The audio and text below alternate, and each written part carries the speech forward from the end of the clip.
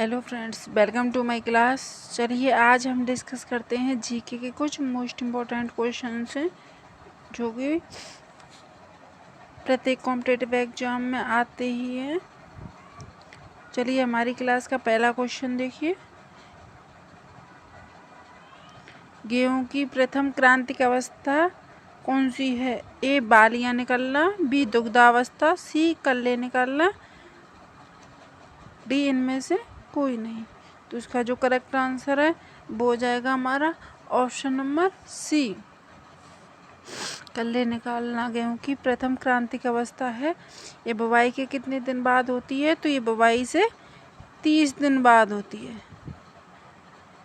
30 दिन बाद हमारी पहली क्रांतिक अवस्था होती है। आगे देखिए सेकंड, मृदा विज्ञान की वह शाखा जिसमें मृदा का अध्ययन पादप वृद्धि के दृष्टिकोण से किया जाता है।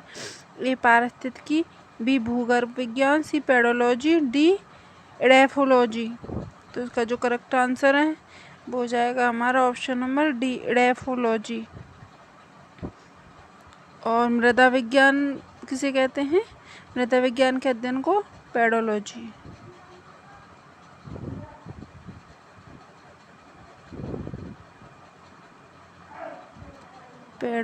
कहते हैं।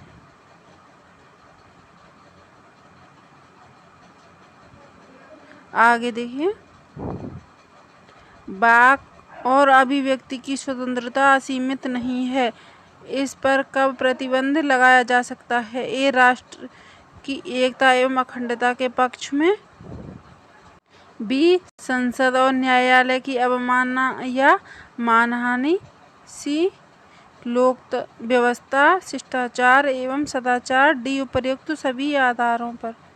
तो इसका जो करेक्ट आंसर है वो हो जाएगा हमारा ऑप्शन नंबर डी, उपर्युक्त सभी आधारों पर।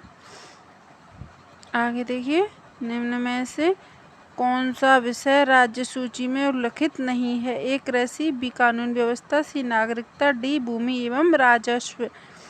तो हमारा जो करेक्ट आंसर है वो हो जाएगा ऑप्शन नंबर सी, नागरिकता।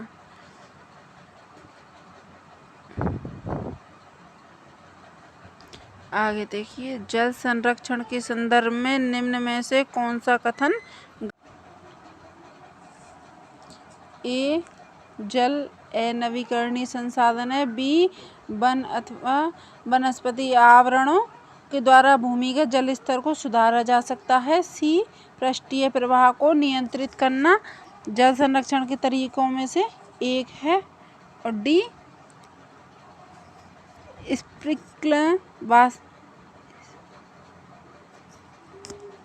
स्प्रिंकलर वाष्पीकरण को प्रभावी तरीके से नियंत्रण करते हैं।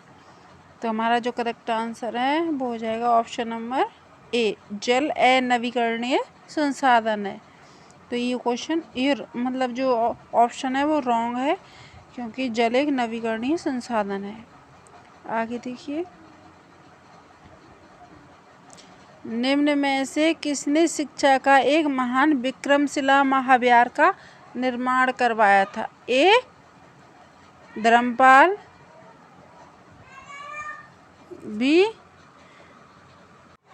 बी गोपाल, सी हर्ष, और डी बालदित्य। तो हमारा जो करेक्ट आंसर है वो हो जाएगा ऑप्शन नंबर ए, धर्मपाल। ये कौन थे? पाल वंश के संस्थापक थे। इन्होंने 8वीं सदी के अंत में और 9वीं सदी के प्रारंभ में महान विक्रमशिला महाविहार का निर्माण करवाया था। आगे देखिए, कालीबंगा किस राज्य में है? ए गुजरात, बी पंजाब, सी राजस्थान, डी हरियाणा। तो इसका जो करेक्ट आंसर है वो हो जाएगा हमारा option number c, Rajasthan. Rajasthan का कौन सा जिला? हनुमानगढ़ जिले में। यह सरस्वती व दृश्यवती नदी के तट पर है। और जो ये कालीबंगा है ये लगभग 4000 वर्ष से ईसा पूर्व से भी अधिक पुरानी है। 4000 ईसा पूर्व से भी अधिक प्राचीन माना जाता है इसको। इसकी स्थापना किसने की थी? कालीबंगा की खोज किसने की थी? तो कालीबंगा की खोज की थी अमलानंद घोष ने। अमलानंद घोष ने 1952 ईस्वी में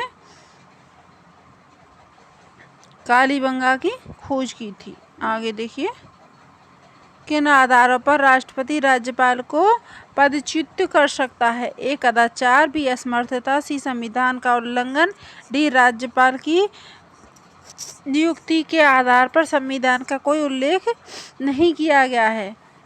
तो इसका जो करेक्ट आंसर है वो हो जाएगा हमारा ऑप्शन नंबर डी। इसमें राज्यपाल की नियुक्ति का आधार का संबंध में संविधान में कोई उल्लेख नहीं किया गया है।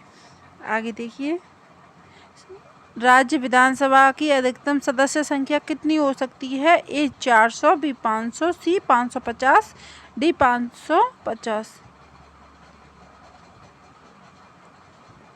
तो हमारा जो करेक्ट आंसर है वो हो जाएगा ऑप्शन नंबर बी। अधिकतम 500 सदस्य संख्या हमारी राज्य विधानसभा की सदस्यों की हो सकती है। आगे देखिए, लॉर्ड मैकाले संबंधित हैं। ए, सेना के सुधार से, बी, सती प्रथा की समाप्ति से, सी, अंग्रेजी शिक्षा के से, और डी, स्थायी बंदोबस्त से। तो इसका जो करेक्ट आंसर है वो हो जाएगा हमारा ऑप्शन नंबर सी, अंग्रेजी शिक्षा से। और भारत में जो शिक्षा के जनक माने जाते हैं भारतीय शिक्षा के, वो हमारे लॉर्ड मैकाले ही हैं। इनको 1833 का एक चार्टर एक्ट हुआ था। उस एक्ट के पारित होने पर इनको भारत में नियुक्त किया गया था। 1834 से ये 1838 तक भारत में इन्होंने कार्य किया था और इनको भारतीय शिक्षा का जनक भी कहा जाता है। आगे देखिए, भारतीय इतिहास में स्वर्ण युग किस काल को कहा जाता है? ए, मौर्य काल को, बी, वैदिक काल, सी, गुप्त काल, डी, वर्धन काल। तो हमारा जो करेक्ट आंसर है वो हो जाएगा ऑप्शन नंबर सी, गुप्त काल को। ये 4वीं से 6वीं शताब्दी के मध्य का जो समय है वो गुप्त काल का जो समय माना जाता है। इसमें गणित,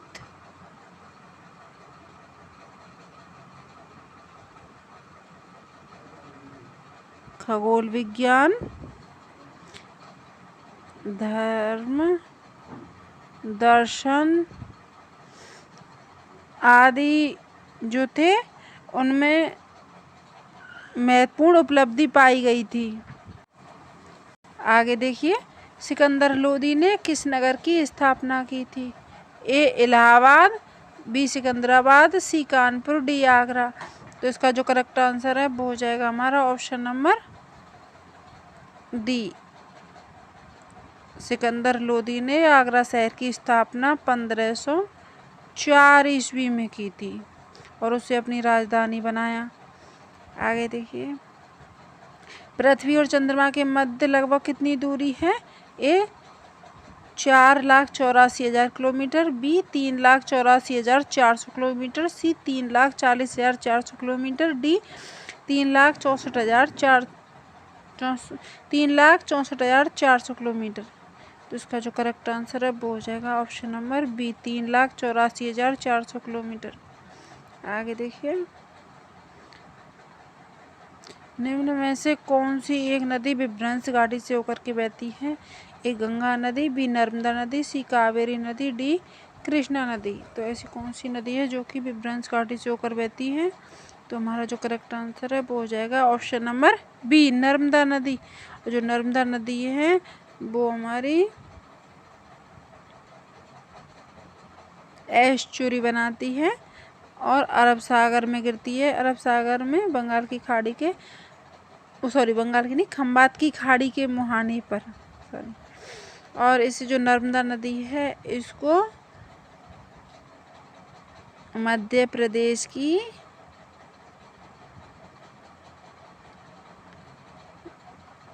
जीवन रेखा कहा जाता है। मध्य प्रदेश की जीवन रेखा किसको कहा जाता है? नर्मदा नदी को। और ये कहाँ कहाँ बहती है? तो ये हमारे गुजरात, महाराष्ट्र, मध्य प्रदेश, इन क्षेत्रों में, इन राज्यों में हमारी नर्मदा नदी बहती है। आगे देखिए, ये अरब सागर में गिरने वाली सबसे लंबी नदी है, पश्चिम की तरफ से बहने वाली सबसे लंबी नदी मानी जाती है। आगे देखिए, रामकृष्ण मिशन की स्थापना किसने की थी? ए दयानंद सरस्वती, बी स्वामी विवेकानंद, सी राजा राममोहन राय, डी दादाभाई नौरोजी। तो हमारा करेक्ट आंसर हो जाएगा option number B, Swami Vivekananda ji ने रामकृष्ण मिशन की स्थापना की। कब की थी? 1897 ईस्वी में 1 मई 1897 ईस्वी को रामकृष्ण परमहंस की जो शिक्षाओं में गहरी आस्था रखने वाले जो साधु संत थे उनको इकट्ठा करना इसका उद्देश्य था। आगे देखिए, आज़ाद हिंद फौज के जो सैनिकों पर चलाई जाने वाली मुकदमे की पैरवी करने वाले दल की अध्यक्षता किसने की थी? ए भूलाभाई देसाई, बी पंडित जवाहरलाल नेहरू, सी Munna Ali Jinnah, D C R दास। तो इसका जो करेक्ट आंसर है वो हो जाएगा हमारा पंडित जवाहरलाल नेहरू। आगे देखिए, बकराकार ईंटें सिंधु सभ्यता में कहाँ से मिली हैं? ए कालीबंगा, बी लोथल, सी चहुंदड़ो, डी हड़प्पा। तो इसका जो करेक्ट आंसर है वो हो जाएगा हमारा ऑप्शन नंबर ए, कालीबंगा से बकराकार ईंटें प्राप्त हुई हैं। कालीबंगा का तात्पर्य काली चूड़ियाँ। ये कहाँ है? हम बताया था आपको कि ये राजस्थान के हनुमानगढ़ जिले से तांबे की काली चूड़ियाँ प्राप्त हुई हैं और इन काली चूड़ियों के नाम पर ही कालीबंगा का नाम पड़ा है। आगे देखिए, 1959 में पंचायती राज को किन राज्यों ने सर्वप्रथम लागू किया था? ए राजस्थान, आंध्र प्रदेश, बी आंध्र प्रदेश गुजरात, सी राजस्थान और बिहार, डी तमिलनाडु और केरल। तो इसका जो करेक्ट आंसर है वो हो जाएगा हमारा ऑप्शन नंबर ए, राजस्थान और आंध्र प्रदेश राज्य ने पंचायती राज को सर्वप्रथम लागू किया था। आगे देखिए, कौन निर्णय करता है कि कोई विधेयक धन विधेयक है या नहीं? ए लोकसभा का अध्यक्ष, बी राष्ट्रपति, सी प्रधानमंत्री, डी संसदीय समिति। तो इसका जो करेक्ट आंसर है वो हो जाएगा हमारा ऑप्शन नंबर ए, लोकसभा का जो अध्यक्ष है वो ये निर्णय करता है कि कोई विधेयक धन विधेयक है या नहीं है। आगे देखिए, ऑपरेशन फ्लड से संबंधित है। ए बाढ़ से, बी दुग्ध उत्पादन से, सी सिंचाई विकास से, डी मृदा संरक्षण से। तो इसका जो करेक्ट आंसर है वो हो जाएगा हमारा ऑप्शन नंबर बी, दुग्ध उत्पादन से। इसको श्वेत क्रांति के नाम से भी जानते हैं और श्वेत क्रांति के जनक कौन है? डॉक्टर वर्गीज कुरियन। डॉक्टर वर्गीज कुरियन को श्वेत क्रांति का जनक माना जाता है। और ये फ्लड, ऑपरेशन फ्लड हुआ था, ये जो लोग डेयरी के किसान थे उनको मदद करना था इसका मुख्य उद्देश्य। ये कब हुआ था? 13 जनवरी 1970 को ऑपरेशन फ्लड हुआ था। आगे देखिए,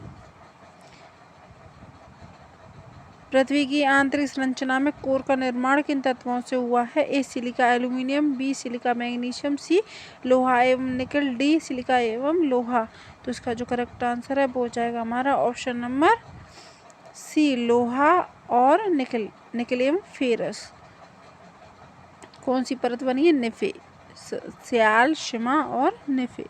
तो सबसे आंतरिक परत हमारी निफे है। आगे देखिए, निम्न में से वायुमंडल की सबसे निचली परत कौन सी है? ए आयन मंडल, बी क्षोभ मंडल, सी ओजोन मंडल, डी समताप मंडल।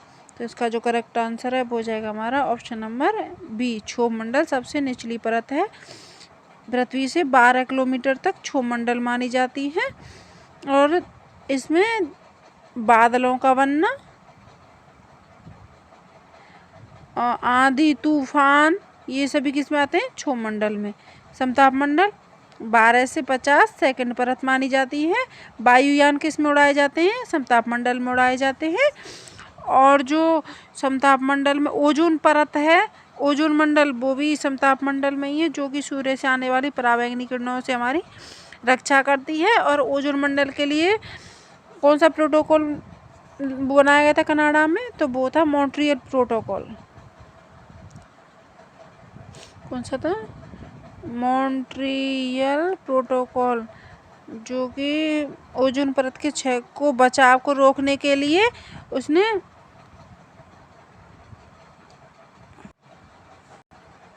मॉन्ट्रियल प्रोटोकॉल था। और जो ओजोन मंडल है ये हमारी ओजोन, इसी के द्वारा पृथ्वी पर जीवन संभव है। और जो आयन मंडल है इसमें जो रेडियो तरंग, जो रेडियो और हमारा संचार का साधन है वो आयन मंडल में होता है। ये 300 से 600 किलोमीटर में। और इसमें कौन सी नाइट्रोजन और ऑक्सीजन गैस पाई जाती है आयन मंडल में। आगे देखिए, निम्न तरीकों से किस विकल्प को या दंड आरेख को सबसे अच्छे तरीके से दर्शाया जा सकता है? ए वायुदाब, बी तापमान, सी वर्षा, डी आर्द्रता।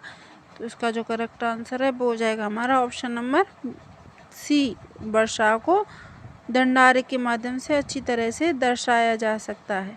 दंड आरेख मीन्स ऐसे करके इसको कहते हैं दंड आरेख। इसमें वर्षा को अच्छी तरह से दर्शाया जा सकता है। तो फ्रेंड्स ये थे कुछ क्वेश्चंस हमारी क्लास के। नेक्स्ट क्लास में हम और महत्वपूर्ण प्रश्नों को लेकर के आएंगे। तो आज की जो हमारी क्लास है यहीं पर समाप्त करते हैं। Thanks for watching this class. Thank you.